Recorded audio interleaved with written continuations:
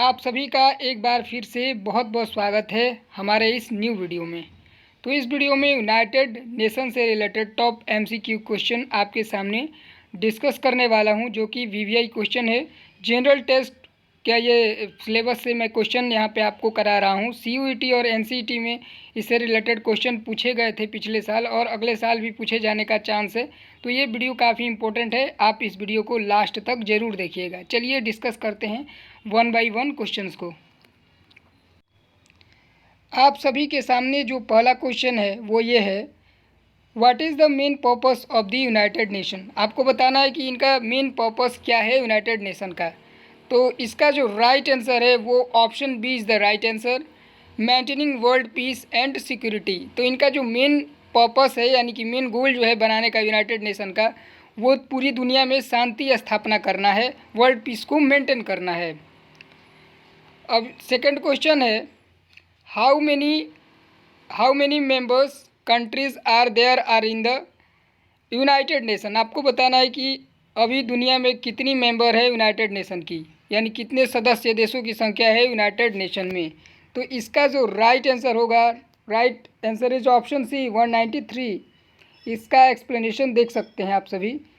Currently there are 193 member countries in the United Nation. तो अभी कितनी मेंबर है, 193 मेंबर है अभी यूनाइटेड नेशन में। थर्ड नंबर जो क्वेश्चन है, which organ of the United Nation is responsible for peace keeping operation. तो पीस कीपिंग ऑपरेशन के लिए कौन ऑर्गेनाइजेशन इनमें से रिस्पॉन्सिबल है। तो इसका जो राइट आंसर होने वाला है option B is the right answer, United Nation security Council. The United Nation security Council is responsible for peace keeping operation. तो जहाँ भी कहीं युद्ध होता है या कुछ विवाद की स्थिति होती है, वहाँ पीस कीपिंग का काम जो करता है यूनाइटेड नेशन का एक ऑर्गेनाइजेशन है जिसका नाम है यूनाइटेड नेशन सिक्योरिटी काउंसिल। ये काफ़ी वीवीआई क्वेश्चन है और इसका जो आंसर है आप सभी याद रखिएगा, काफ़ी इंपॉर्टेंट ये क्वेश्चन है। काफ़ी बार मैंने एग्जाम्स में इस क्वेश्चन को रिपीट होते हुए देखा है। नेक्स्ट क्वेश्चन है फोर्थ नंबर, आपको बताना है where is the headquarter of the United Nation located. तो हेड क्वार्टर यूनाइटेड नेशन का कहाँ लोकेटेड है, आपको इसका आंसर बताना है। तो इसका आंसर क्या होगा, आप थोड़ा देर सोचिए, वीडियो को पॉज कीजिए और बताइए। तो इसका जो राइट आंसर होने वाला है गाइज ऑप्शन नंबर सी, ये यूएसए में है, न्यूयॉर्क सिटी में। The headquarter of the United nation is located in New York city. तो न्यूयॉर्क सिटी में ये इनका हेड क्वार्टर लोकेटेड है। फिफ्थ नंबर क्वेश्चन है, how many official languages does the United nation have. तो United Nation का official language कितना है। तो कितना है, 2 है, 4 है, 6 है या 8 है। तो इसका जो राइट आंसर है वो टोटल 4 ऑफिशियल लैंग्वेजेस हैं, और भी काफ़ी सारे लैंग्वेजेस में ये काम करते हैं और अपना जो नोटिस है या कुछ भी निकालते हैं, पब्लिश करते हैं कोई भी नोटिस, तो ये कई भाषाओं में भी पब्लिश करते हैं। इनका ऑफिशियल जो लैंग्वेज है वो 4 ही है। इनका आप लोग नाम देख सकते हैं, English, French, Spanish and Chinese. These are the official language of United Nation.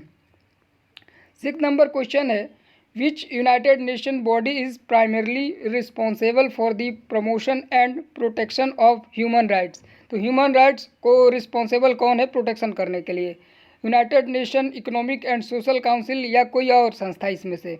तो इसका जो राइट आंसर है option D, United Nation human rights council is the right answer. The United Nation human rights council is primarily responsible for human rights issue. तो जो भी human rights से related कुछ भी प्रॉब्लम होती है, जैसे कि पाकिस्तान में है, चाइना में दिक्कत है उइगर मुस्लिम से रिलेटेड, तो इन सब जो प्रॉब्लम्स को, ह्यूमन राइट्स से रिलेटेड जो भी प्रॉब्लम है उसको यहाँ पे एक यूनिट बनाया गया है यूनाइटेड नेशन में, उसका नाम है United Nation human rights council. Next question है, how many permanent member are there are in the United Nation security council. तो परमानेंट मेंबर की संख्या कितनी है अभी यूनाइटेड नेशन में सिक्योरिटी काउंसिल में। तो there are 5 option, right option is option A is the right option, ये 5 नंबर। इसका एक्सप्लेनेशन देख लेते हैं। The United Nation security council has 5 permanent member with veto power. तो वीटो पावर क्या है, सबसे पहले ये जान लेते हैं। वीटो पावर का मतलब है अगर कोई भी यहाँ पे पास होता है, कुछ भी कोई भी देश के रिगार्डिंग, तो वीटो पावर का मतलब है कि अगर एक देश भी उसमें से ना बोल देता है, यानी कि वीटो पावर का इस्तेमाल करता है, ये एक तकनीकी योग्यता है। किसी देश के पास विशेषाधिकार होता है वीटो पावर के, जैसे कि चाइना के पास विशेषाधिकार है। जो भी परमानेंट मेंबर है 5, उनके पास विशेषाधिकार है। वो कौन से 5 मेंबर हैं, उनका नाम एक बार देख लेते हैं। यूके, यूएस, चाइना, रसिया और 5वां देश का नाम आप खुद कमेंट करके बताइएगा। 8 नंबर जो क्वेश्चन है वो है, what year was the United nation founded. तो कब यूनाइटेड नेशन फाउंड हुआ था, यानी इसकी स्थापना कब हुई थी। तो 1919 में हुई थी, 1939 में हुई थी, 1945 में हुई थी या 1955 में हुई थी। तो इसकी जो स्थापना हुई थी वो option number C is the right answer, 1945 में हुई थी। इसका एक्सप्लेनेशन देख लेते हैं हम सभी। The United nation was founded in 1945, यानी 1945 में इनकी स्थापना हुई थी। After the end of world war two के बाद इनकी स्थापना की गई थी। ये भी VVI क्वेश्चन है, इसे भी आप लोग याद रखिएगा, काफ़ी इंपॉर्टेंट है। आपसे एग्जाम में डायरेक्टली इससे क्वेश्चन पूछे जा सकते हैं।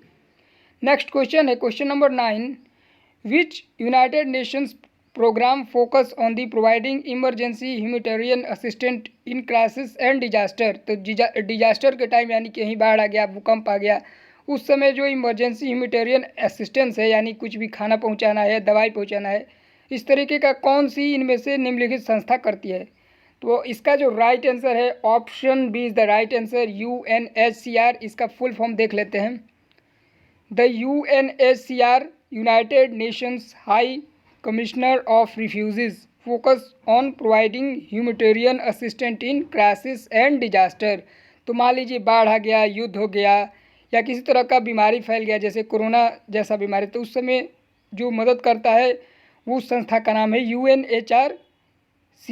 इसका फुल फॉर्म है United nation high commissioner for refugees. तो ये भी काफ़ी इंपॉर्टेंट क्वेश्चन है, इसको भी आप लोग याद रखिएगा। क्वेश्चन नंबर 10 है, what is the main purpose of the United nation general assembly. General assembly जो है यूनाइटेड नेशन का, उसका मेन फोकस क्या है। तो इसका जो राइट आंसर है option number C, promoting cooperation among nation.